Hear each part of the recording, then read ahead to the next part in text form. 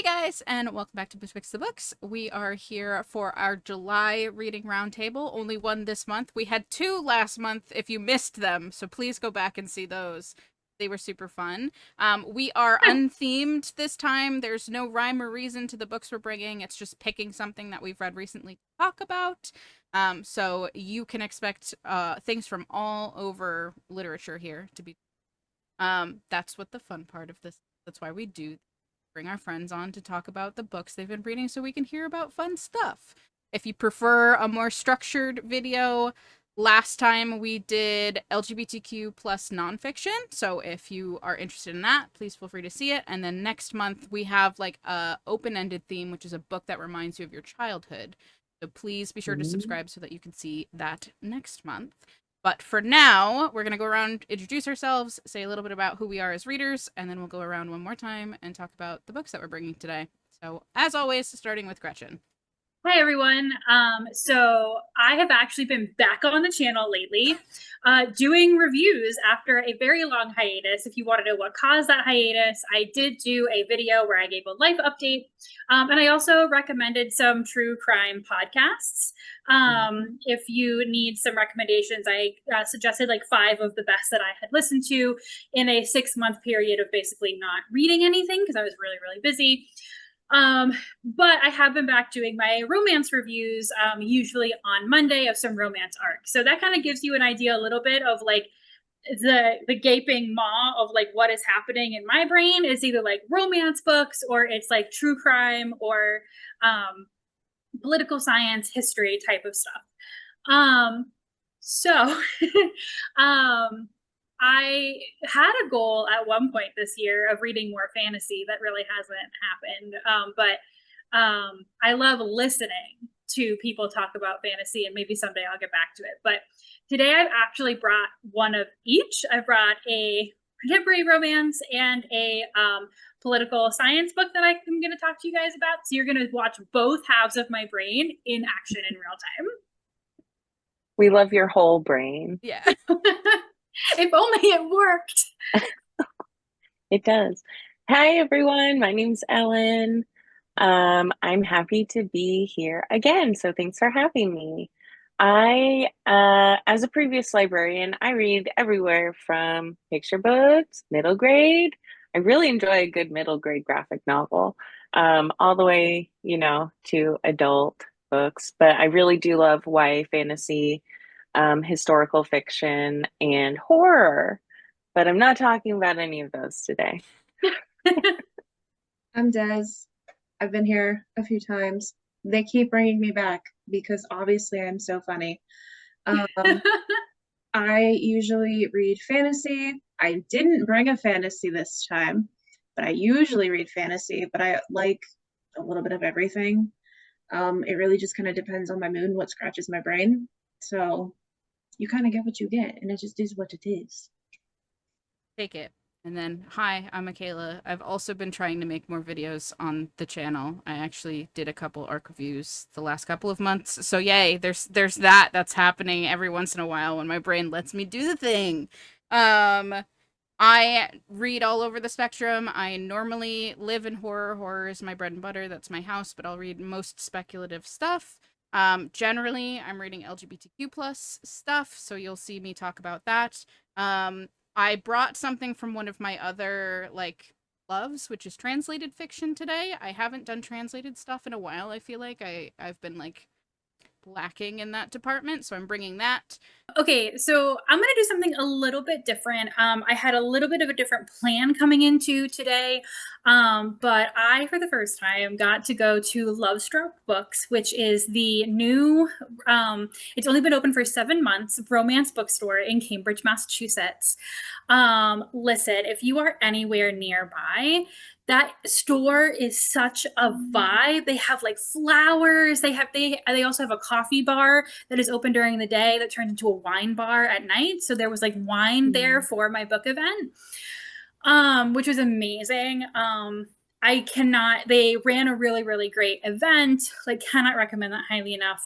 But I got to go yesterday at time of filming to a book event for Sarah McLean's new book, These Summer Storms. Now, longtime listeners of the channel, I have done ARC reviews of every single Sarah MacLean book that I've been able to get my hands on. This is her 20th novel, and I have read the other 19. Like, when I say I love this woman so much, she is the preeminent historical fiction or historical romance author as far as I'm concerned. And you can see some other reviews that are on the channel as well. This is her first contemporary romance.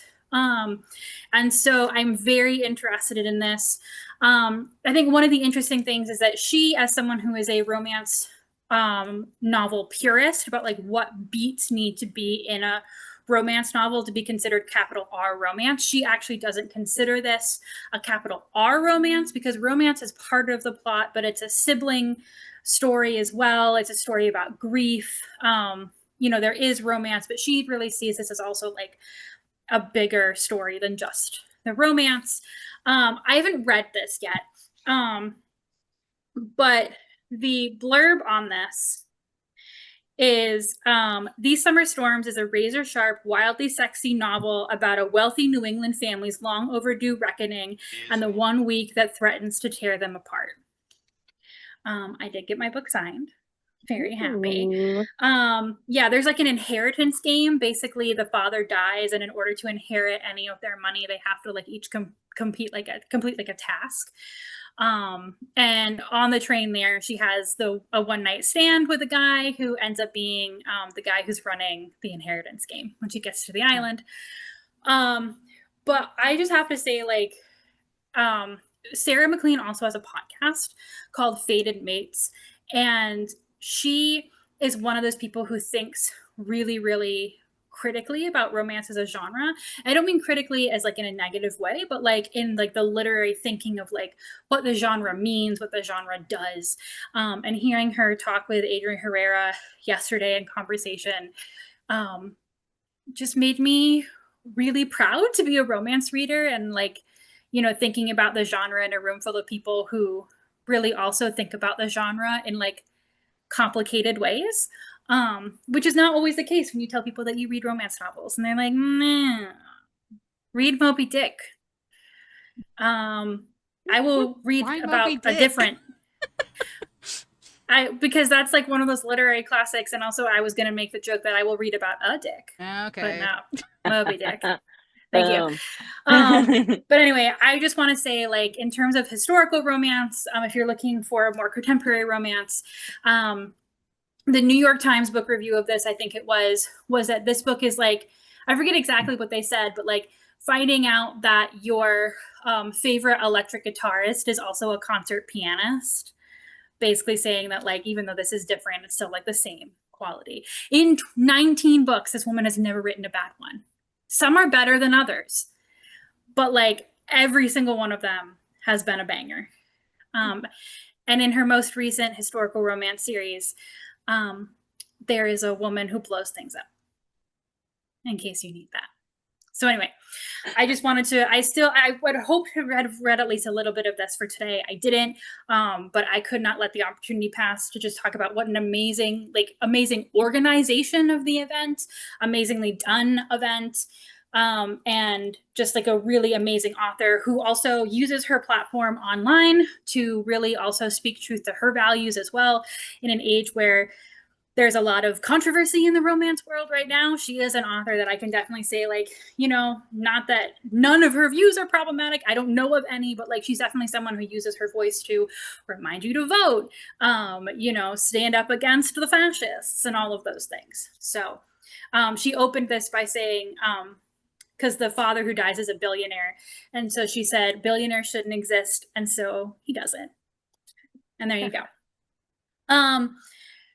Which is a weird transition to the next book the book that I actually read that I'm going to talk about today, which has a really long subtitle. So I'm going to bring this back up. Okay, so the book is called Money, Lies, and God: Inside the Movement to Destroy American Democracy by Catherine Stewart. Now, Catherine Stewart, this is... I forget how many books she has. Her last one was really popular. It was called Power Worshippers.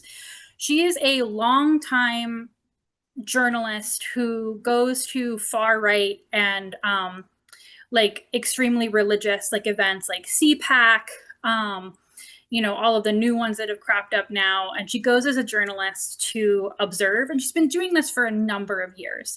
So she is someone who has not just observed the changes in this section of, like the people who were like, conservative religiously and like the like heightening of that movement.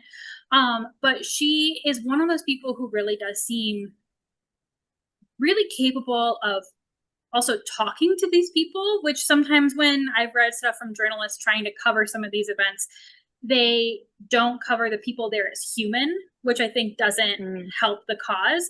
Like, yes, there's some batshit things happening at them, but there's also human beings there. And it helps us to really speak to them, to really understand why they're there, if we really want to understand what's happening in these spaces. And not even saying that these people can be reasoned with, but just to help us understand them. Because I know for me, I read about some of the things that happen at some of these events, and I'm just like, that's just like inconceivable to me, right? And so if anyone has ever read Jane Mayer's Dark Money, it's a little bit older now, but it's considered the seminal nonfiction book on how dark money moves through political circles, specifically through misuse of nonprofits and shadow nonprofits that are really been on the rise. And she takes the view of looking at that type of dark money, but through extreme religious and white Christian nationalist organizations specifically, which are a more current problem. The Jane Mayer book gives you like a good basics on how that whole like system works. If you're not familiar with 501c3 law, which I don't think most of us are. But like, so she's bringing us through how that money moves, but also introducing us to like the humans that make up some of these movements. And because one of her points is that the people leading these movements and the people following in these movements often are like actually not like the same people, right? There are these like people in power who are kind of manipulating these movements in some cases to like bring about their preferred agenda and like basically steal money from the people within them as like a kind of a grift. And so one of her projects is to kind of help you see like make clear that difference, because it does end up being one of her not solutions in the end, but in the end of the book, she's like, if we can help people really understand what's happening to them in some of these spaces, maybe they'll leave them. But more importantly, I think for this current moment also, I didn't even realize it was going to happen in this book, but the last couple of chapters, she steps back and takes a global view of things like the anti-abortion movement, the anti-women's rights movement, and puts it into like helping you see how these money organizations move at a global level. I think it's really easy right now with what's going on in America to think of some of these things like, the repeal of Roe v. Wade and things like that as like a distinctly American problem.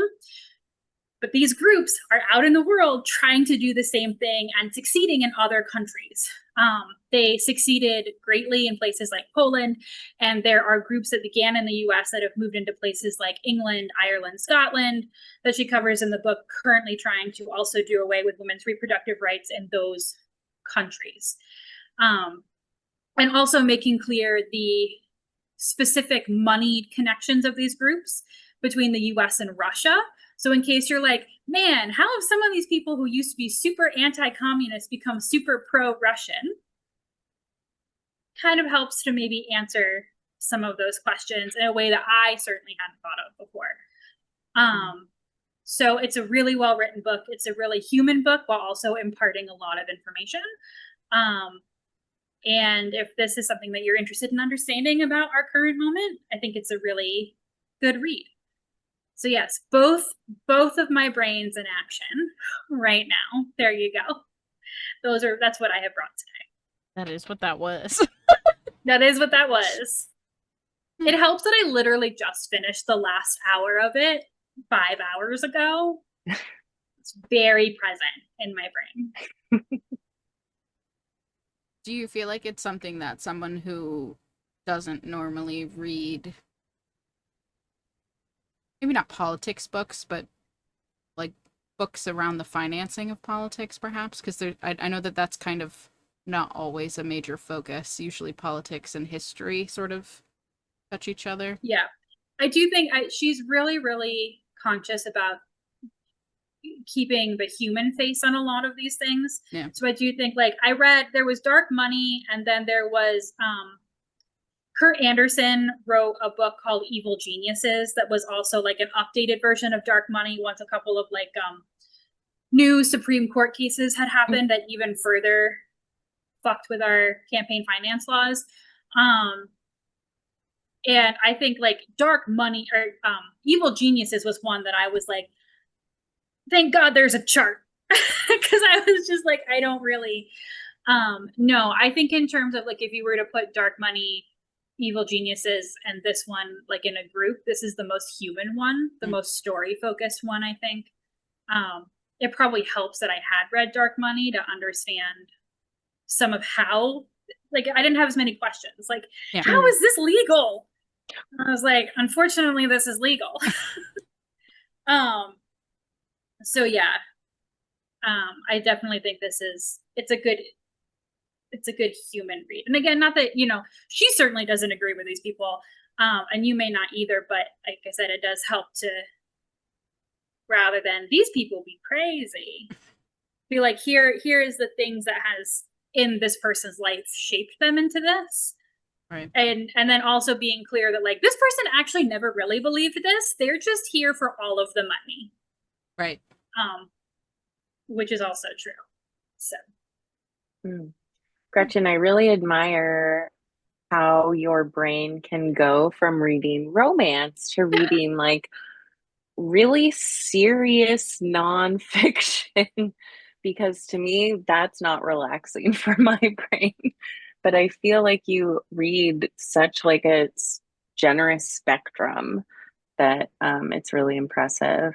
And the amount that you read, I'm always like, dang. Yeah, I mean, I think this is definitely, and I don't mean this as like a judgment zone, right? But like, I just, in terms of me, like I've only read 33 books this year, whereas like I normally read between 100 and 200, and I don't even know if I'm going to cross 100 this year. But I think the way that my anxiety works is that I must consume knowledge. Like I really want to understand the fuck is happening. Yeah. And so like, I'm like, I need to read some of this because I just can't stand not understanding how we got here. Yeah. And then my brain is like, we need break. So can they kiss?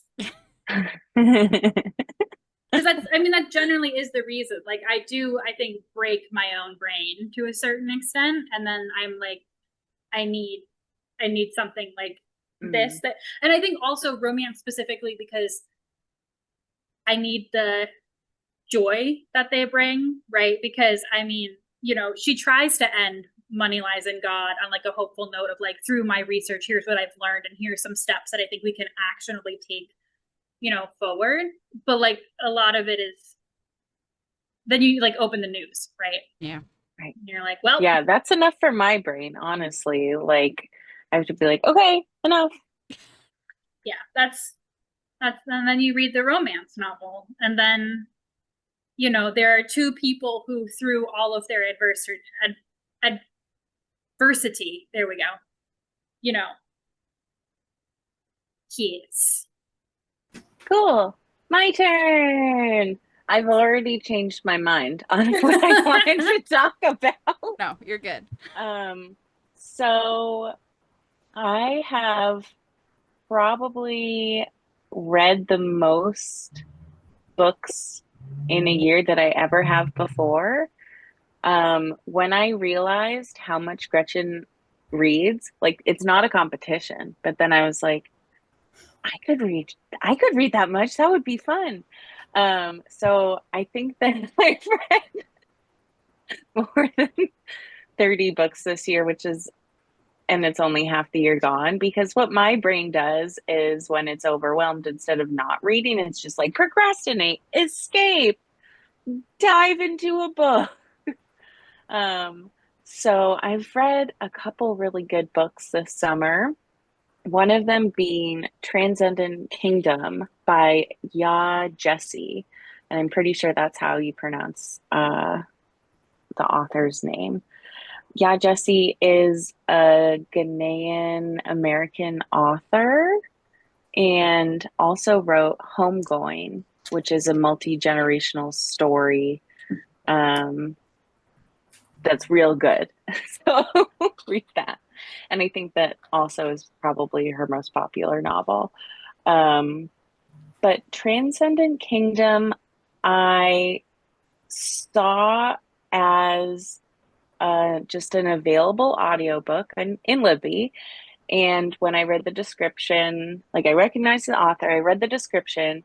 It's about a PhD candidate. And I was like, oh, that's like me. And also about like the relationship with her mother. And I was like, I have a mother. But really, there are like a lot of differences between myself and the main character, Gifty. But I also saw so many similarities. So, Gifty is a first generation American. Her mom comes from Ghana, and her mom, her father, and her brother live in Alabama. And I'm just like, dang, that's a hard place to live as an immigrant. Um, and then as the book progresses, she talks about how, like, when there were four of us, when there were three of us, when there were two of us. And I sort of feel like that happened in my life too, as like my nuclear family shrank. So her father ends up moving back to Ghana, and then they don't really have a relationship. And her brother, a lot of this book is about her coming to terms with her understanding of her brother's death through addiction. And that was like very hard for me to read as someone who I also have a brother who has dealt with addiction, but also is mentally ill. And the absence of our relationship kind of, hits home hard. And then as she's growing up, she decides that she's going to turn to science because her family is very religious. And her mother, it really instills like God into her. And it's like everything is centered around their church, their community. But she ends up choosing science as her like career path and academic pathway, and tries to figure out how those two can coexist together.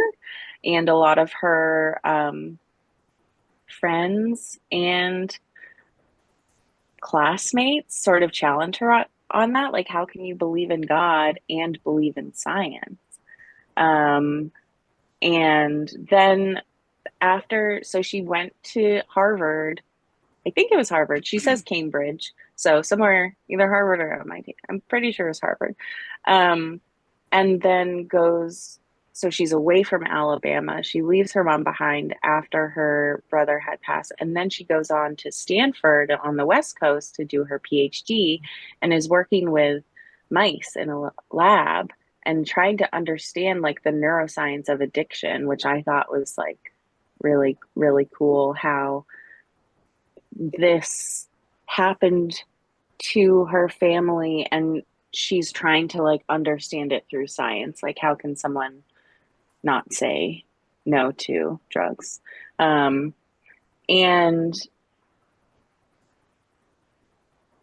then her mother comes to stay with her for a while after, I think that she needed to come stay with her because of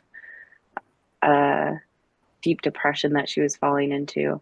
So it's like a lot of reflection on how to parent your parent, and also how to understand life, and how are we interpreting like things that are happening to us in our own lives, and can we reach out for help? Gifty, the main character, has a really hard time like weighing options of like, do I tell someone this? Do I not tell someone this?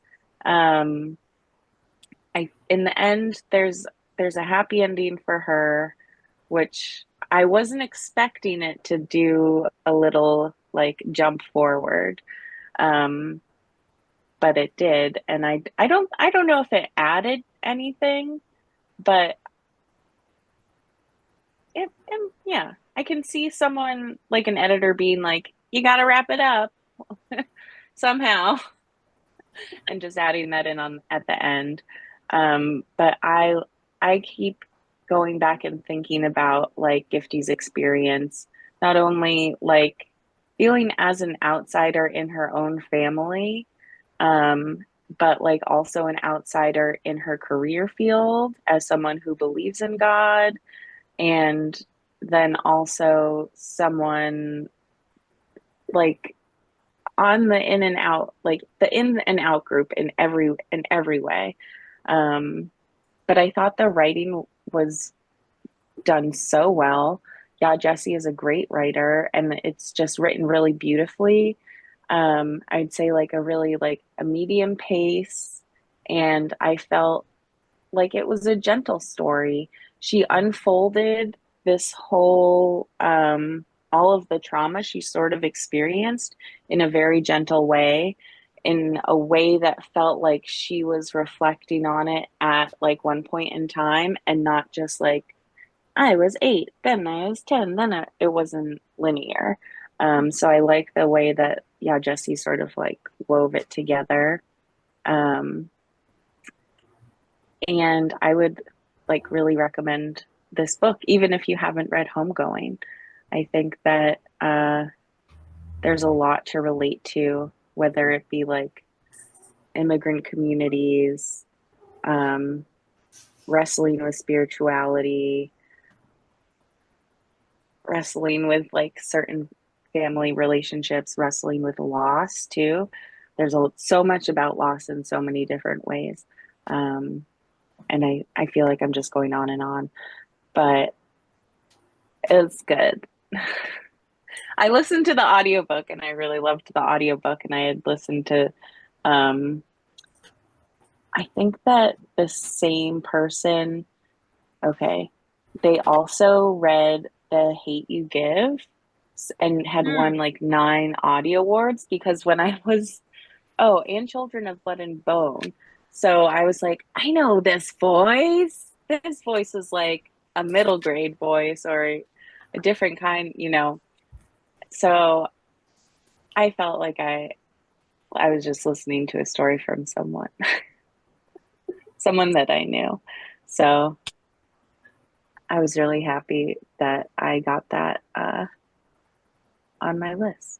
And it's always great. I always try to read like authors from different backgrounds as well. And I was excited.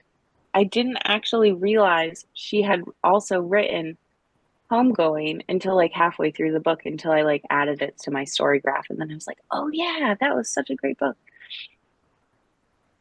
I'm so curious. So when you first said, I mean, this is kind of like a surface level question, but I'm always so curious about this. When you first said the title, Transcendent Kingdom, I was like, oh, this is a fantasy book. Which it's not.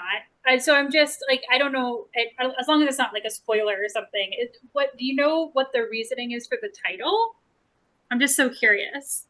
I think that it's something religious, like the kingdom of God, Okay. and transcending that in some way. So like leveling out of that, but I'm not sure. Yeah, I was just Let's like, see what Google says. Ooh, it comes from the idea that humans believe they have transcended their biological classification as just another animal in the animal kingdom, believing themselves to be more than just meat and electricity due to having souls. This concept is central to the novel's exploration of faith, science, and the human condition through the experiences of its protagonist, Gifty, a Ghanaian American neuroscience at Stanford. Scientist. Thank you. I was just so curious because I think choosing titles is such a powerful move. And I will often yell about that, particularly in nonfiction when I'm like, Right. why dis? Yeah. So I was just really curious. Right. If I could give it a different name, I'm not sure what I would give it. I see it more of like as a portrait. I mean, you certainly described it beautifully. I mean, certainly not like I've not read that or Homegoing or any of them, but Yeah. I am glad to know that it has a happy ending. There's Which a is happy normally my ending. issue with literary fiction. I'm like, you're just gonna depress me, aren't you? Don't do this to me. Like I can take depressing in the middle, Yeah. right? I mean, But like, there's definitely hope.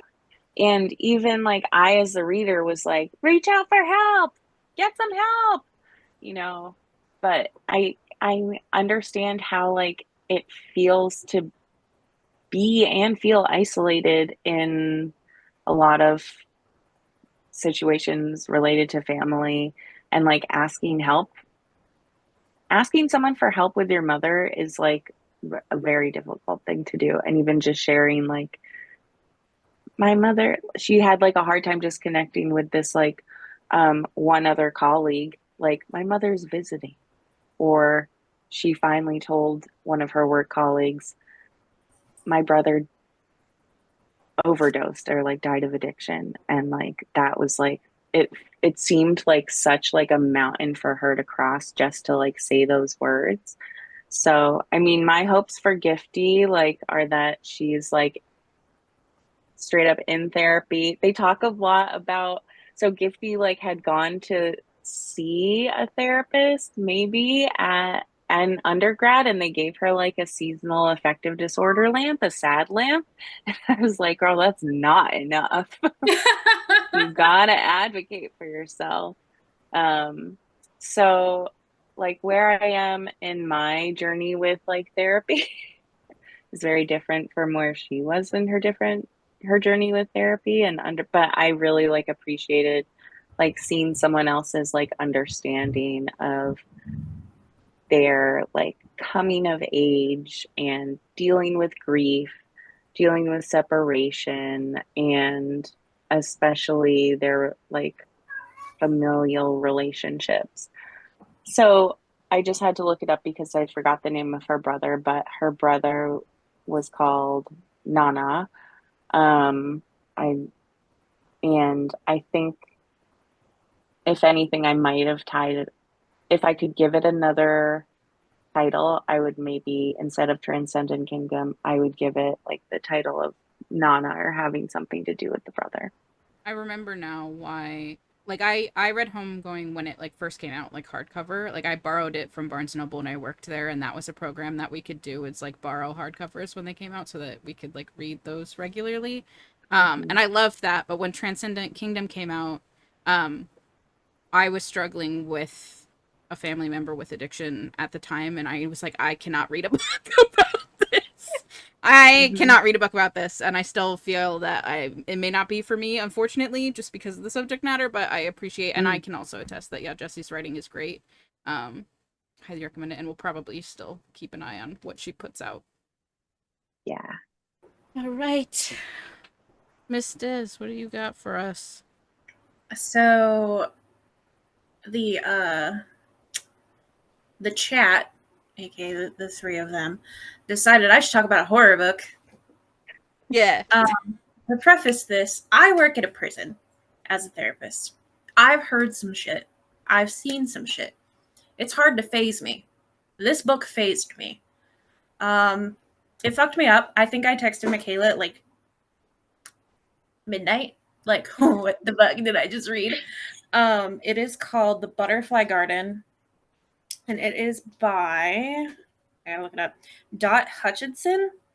It came out in 2016. It is a horror thriller mystery, and it starts as these two FBI agents talking to this teenage girl, and they're trying to find out what happened to all these girls in this house. And they're trying to find out if she's involved, what role she plays in the story. Like, what is going on? So there's a serial killer. And what this serial killer does is he kidnaps girls between the ages of 16 and 21. He holds them hostage for 3 weeks, tattooing butterfly wings into their backs. He does some unspeakable things to them, and then he holds them hostage until they turn 21. If they get pregnant, sick, or turn 21, he kills them. And when he kills them, he injects them with formaldehyde. This isn't a spoiler, like this is on the back of the book. He injects them with formaldehyde and then puts them in display cases in resin. And he's done this for a very, very, very, very, very long time. So the book is essentially their interview with this girl who has been there for about 1.5 years. And she's keeping something secret, and you don't know what the secret is until the very end of the book. Which the secret itself, obviously I'm not going to spoil it, it didn't make a whole lot of sense. I think there was like an attempt to foreshadow it, but the way it happened, it just didn't work. Like it came out of nowhere, and I was like, okay, I get that, but there should have been like a different like foreshadowing for that to make sense completely. Which, fine, whatever. No biggie. I still vibed with it. But there's a lot of trigger warnings for this book. There's a lot of sexual assault. There's minor adult relationships. There's child sexual assault. There's torture, pedophilia, obviously murder, body horror, eating disorder, anything you can think of. Check the trigger. Trigger warning. Yeah. Right there. So this book I found randomly on Amazon Kindle for like $2. And I read like the premise, and I didn't know about any of the triggers. And I was like, okay, like this sounds like my vibe. I work in a prison. Cool. I work with females, so it's a little different. But I read the blurb. I'm like, okay, this is like my alley. And I read it on a whim. And I'm reading it, and I'm like, this is fucking horrifying. This is awful. Where the fuck did she get the inspiration for this? Because I'm concerned. Like, what? Right. But also, I couldn't stop reading it because I wanted to know what was happening. And it's fucked up. Like, the whole thing is a shit show. I think the last 60 pages I sat reading on my bathroom floor because I thought I was going to puke. But I had to know. Like, I had to know. So if you like horror and all of the trigger warnings don't bother you, you'd probably like it. I think I gave it a solid 4.5 stars because I did like it. It did fuck me up, but I did like it. Like, I was hooked. I wanted to know what was happening. The only reason I didn't give it 5 stars is that plot twist didn't make any fucking sense. And there should have been more of a warning for the thing that happened in the last 60 pages that fucked me up, which involves a child. And it's very gross. So if that gets you uncomfy, don't read it. But if serial killers are your jam and that stuff doesn't bother you, it's good. Again, like I said, I'm a therapist at a maximum security female prison. I've heard a lot. That book fazed me. So take that how you will. Could be good, could be bad. Not usually what I read. It did sit with me. I still think about it, not daily, but I still think about it sometimes from time to time when people ask me about a horror book that actually fucked with me. I say that one because that one actually fucked with me a bit. Normally, I don't read horror to that degree, but again, I wanted to know what this secret was, and I was really disappointed by what it was. But overall, it was good. Normally, I read fantasy, so that was like a huge switch for me. Gretchen's faces are fucking killing me right now. I just want you to know that. So on my Gretchen's the biggest, because it's like the 4 across the top, and then Gretchen, and I just see Gretchen like. Me reading this book, actually, not gonna lie. Yeah. Literally was making those faces.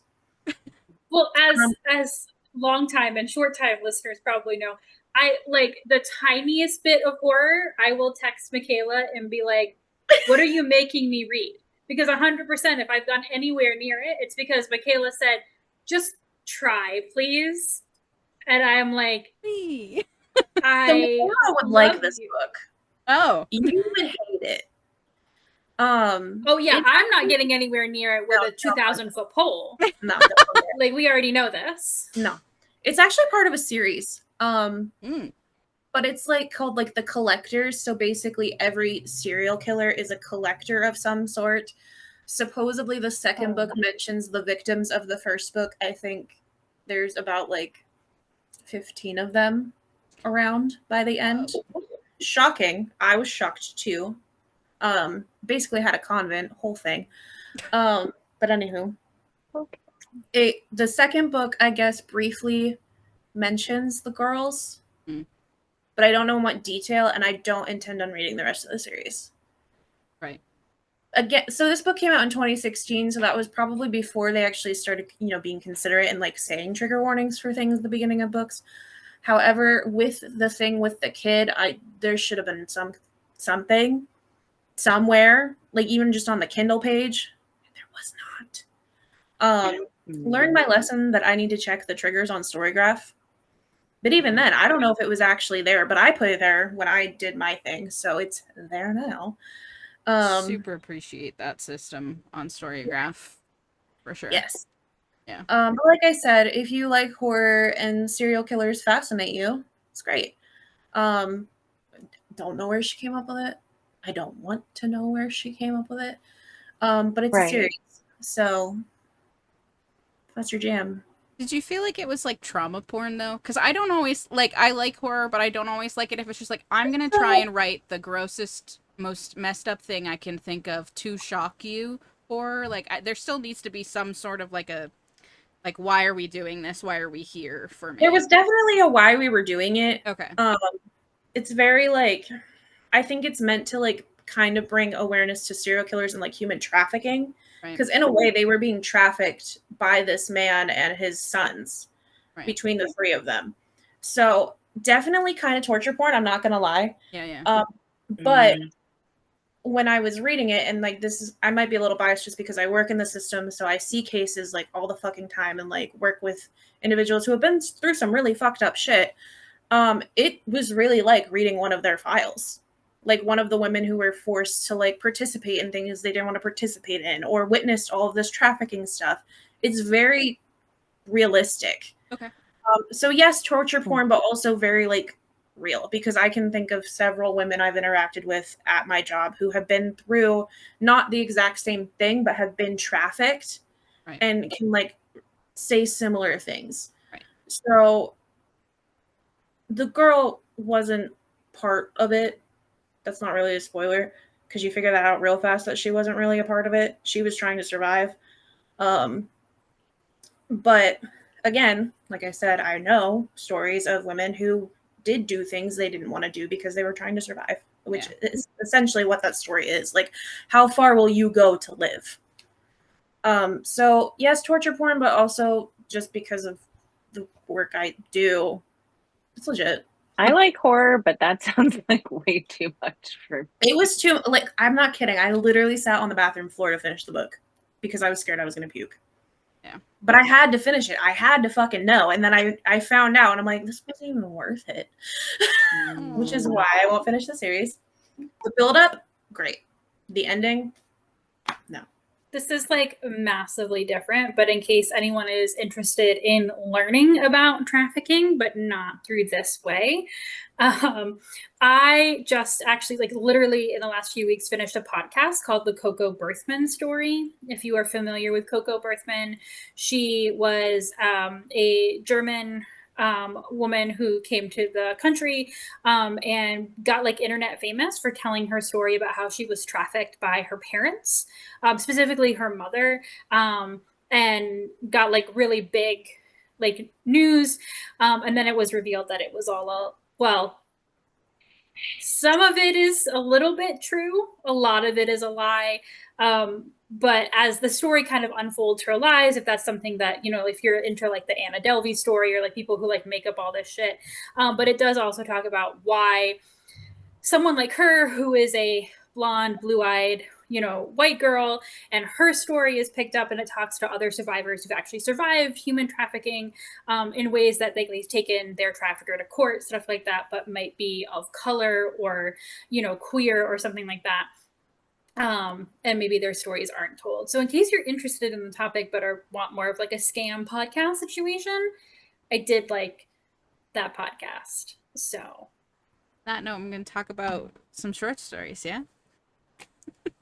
just to lighten the mood again a little bit. Yeah. I was going to say, I think you're burying the lead because aren't your short stories about dementia?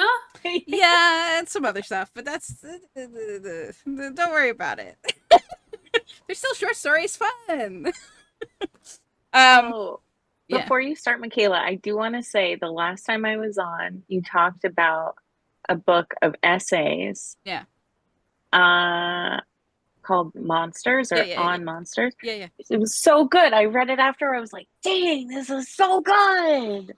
So I'm getting ready to put whatever you're talking about on my list. Love that. I love giving good recs to people, and that's the point of this, to talk about stuff that we may and not have heard Michaela of before. just bought a book that Anne brought to our LGBTQ nonfiction one. Nice. Sorry, Des, I'm not reading anything.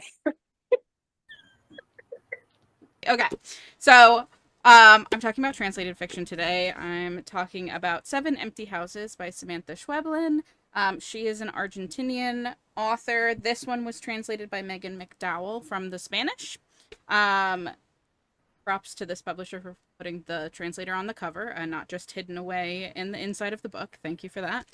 Samantha Schweblin has been, I believe, shortlisted for the International Booker Prize for a different book, not this one, but some people might recognize her from that. She has a couple of novels and a couple of short story stuff that has been translated into English. So even if this particular one doesn't interest you, there are other ones that you could pick up if you wanted to. When I was going through my TBR of translated stuff to talk with Gretchen, because one of our reading challenges for this year is to read a book translated from a country that's considered part of the global south. This was one of them. I did not think that Gretchen would like it, and after having read it, I agree with myself that I don't think Gretchen would like it. So glad that I didn't recommend it to her and I just read it on my own. But that was one of my reading challenges, and if you're following us along, this definitely fits in with that challenge if you want to try it. Each of these stories follows a different person who is checked out. For some of them, I think it's because of dementia, and I'll talk a little bit more about that when I talk about them specifically. One of them is a child who just kind of doesn't understand what's going on. One of them is an ex-husband who's still sort of just getting brought along with everything his ex-wife does. She's very controlling and manipulating, and he just has no control over anything.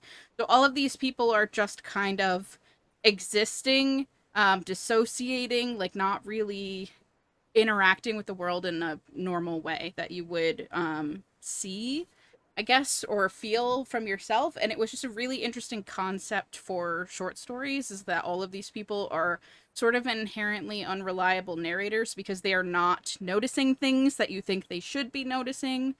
So you as a reader might be picking up on things that they are not putting dots together with. I liked most of the stories, but I think my favorite one is also the one that's the longest. There's one in, I think it's the 4th one in, called Breath from the Depths, which is from the point of view of an elderly woman who maybe has Alzheimer's, definitely has dementia of some kind. She's very obsessive. She has a list in her pocket that she checks all the time, and she'll just reference, I check my list, I go back to what I'm doing. She is packing away her entire life, and she chooses every single day to pack together one theme. So maybe it's office supplies, and today she goes around and just collects all the office supplies into boxes, and she's doing this because she has it in her head that she doesn't want to leave other people to pack up her life. She's trying to do it before she dies. So she's doing that. She does sometimes get confused on what has already been packed and what hasn't been packed. And her husband at this point is the one who goes out and does most of the stuff. He does the grocery shopping. He's doing all of this stuff for her. They get new neighbors, a woman and her teenage son, and this woman has some concerns about the son. She kind of thinks that he's like up to no good, that he's stealing stuff from her. And again, you get the feeling that I don't think this kid is actually doing anything necessarily wrong. He's just being a kind of a rambunctious teen kid. And she can't remember him and doesn't really like understand. So she's just seeing this strange man every once in a while around the house. And she sort of becomes obsessed with him to the point where she starts remembering that there is a strange boy, but she doesn't necessarily remember the details about it. As the story goes on, her husband passes away, and she somehow gets around people noticing that she's not fit to care for herself. I think she sets up grocery delivery to be like auto delivered to her and like things like that. She's like functioning enough to sustain herself, but she's not cognitively well enough to actually do that safely. And as that happens, something happens to the boy next door where he passes away. And the ending of the story was like so gripping, and what was happening to her as she's, again, as the story goes on, she's also declining more and more and more, and what she can remember and what she understands and goes on. She had to add to the bottom of her list. She added "he's dead" to the bottom of her list. And we don't know if that's in reference to her husband, in reference to the boy, in reference to like what's going on. So like unraveling what's going on in that story was like so interesting for me, and that story itself was a 5-star. There were other ones in here that were not quite that high, and I wound up giving it altogether a 3-star. Some of them were like just so short that I was like, there wasn't enough here for me to like really love and grasp onto. But they were all interesting in some way or another. And I do think that we don't get enough stories from the perspectives of older people. I feel like for a lot of books, they're like very much set teens through 30s. Like that's where most books tend to focus, I feel like. Even kids, coming of age books, right? We don't see a whole lot of books that like put a focus on older folks and sort of the struggles that they have. So I appreciated seeing that in this one. There was like a couple different books that focused on like middle age or older folks. So I do think I recommend it if you want to pick it up. It's tiny. It's like, again, I think it's like 200 something pages altogether for all of them. It has an audiobook. I got it from the library, the Libby app. So if you want to pick it up, I do think that it's worth it just to like see this sort of experimental thing. But yeah, it's not like one that I necessarily would pitch to somebody first, like even if you ask like for short stories or something, because it's weird. I feel like it's niche. Like you kind of have to want to read them to pick it up. But yeah, It sounds like one of those episodic novels that you have to be into episodic novels to want to read it. Literally, that's what it's kind of. Yeah, it's I don't think that it's for everyone. Like it's not something that I could just hand to someone if I didn't know sort of what they were already interested in, so to speak. And again, I don't think that this would be Gretchen's jam. It's a little bit too experimental and weird. But yeah, I feel like I enjoyed it. It was an interesting. Were there any hints at like magical realism, or was it just like very much like this person does not know what's happening? There's the one story that I was talking about with the guy who's like still kind of being dragged around by his ex-wife. His story felt magical realist, but most of these stories for the most part were very grounded. They just felt untethered because our protagonists don't have a full understanding of what's going on around them. There's another story that involves like the small child. Her little sister on her birthday ingests something poisonous, so her family's trying to rush her to the hospital and they get stuck in traffic. So her dad asks her to take off her underwear to use as like a white flag, and I don't know if this is a reference to something that I don't understand, but everybody on the highway kind of makes space for them to get through, as if this is like a universal symbol of we need to get to the hospital, which I don't know if that's an Argentinian thing. Like it's well known that if you're waving a white flag to move over, like a medical emergency or something. So they get to the hospital. The mom, the dad, the little sister go into a room. This girl gets left by herself sitting in the lobby. and a strange man comes over, and she just says to him, "It's my birthday," and then the second thing out of her mouth is, "I'm not wearing any underwear," and he goes, "All right, cool, we're gonna go to the mall and get you some new underwear." So they go to the mall, and the end of that story is the parents freaking out at the man for taking the girl to get the new underwear at the mall. Nothing happened. But I'm like, did something happen and the girl just doesn't understand it? Or is it just... Like, I'm still thinking about this story, like, what was that? But it was also, like, 5 pages. So there wasn't enough... like space for me to like fully be like, is she dissociating and not knowing what actually happened? Is she telling the truth and it's just this assumption on a strange man taking a young girl who doesn't have any underwear? Like there's like all of these elements that would be like something bad is about to happen, but nothing happened. It's weird. Yeah, I don't know. There's like some weird stories in here. Is he like a metaphor or something? That's what I'm wondering. I'm like, it's not magical realist. Like, he's not fake. Like, other people are interacting with him and see him as real. It's just like, what was the point of the story? What am I supposed to feel bad for the man? I do feel bad for the man if that's the case, because he did just help her. I mean, he stole the underwear, but like... Who wears white underwear, though?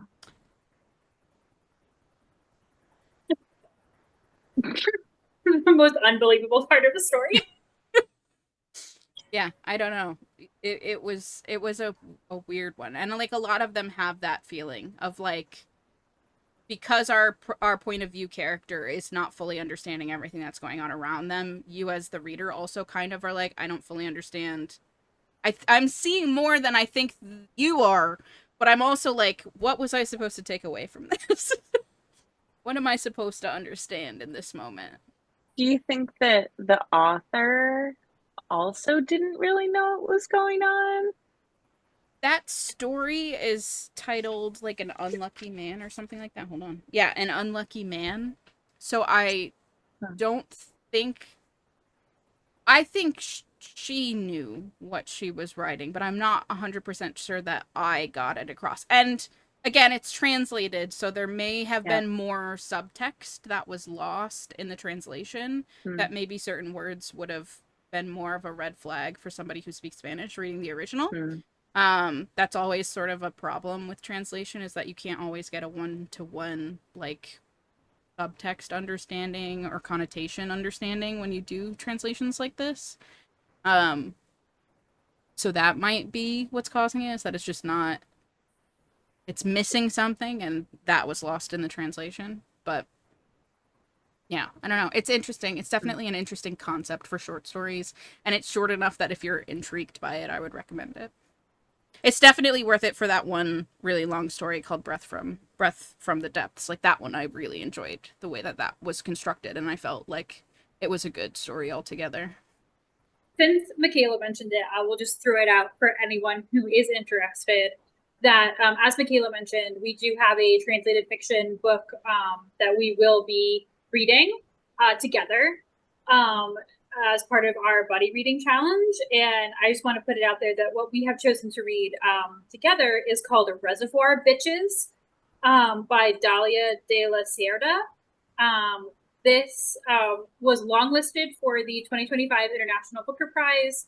And the blurb from Libby is a debut collection of gritty, streetwise, and wickedly funny stories about Mexican women who fight, skirt, cheat, cry, kill, and lie their way to survival. And I do like, there's like a quote from it here that is, "Life is a bitch. That's why you gotta rattle her cage, even if she's foaming at the mouth." So this is the type of translated fiction that Michaela said, I think this would be more interesting to you. She was correct. We've only been doing this for 10 years, so she knows. But in case you're like, I would love to also support some translated fiction, but the one that Michaela chose was either not your speed or not something like a little bit lackluster. I have high hopes for this one. Do we know when this review is coming out? No, please don't ask us. But my hold on Libby did come through, so eventually. If you like translated fiction, I have done quite a few reviews in general on them. Gretchen and I have done a couple as well. I think most recently we did a African one by what was that? Ngugi wa Thiong'o we did a couple years ago at this point. Yes. So.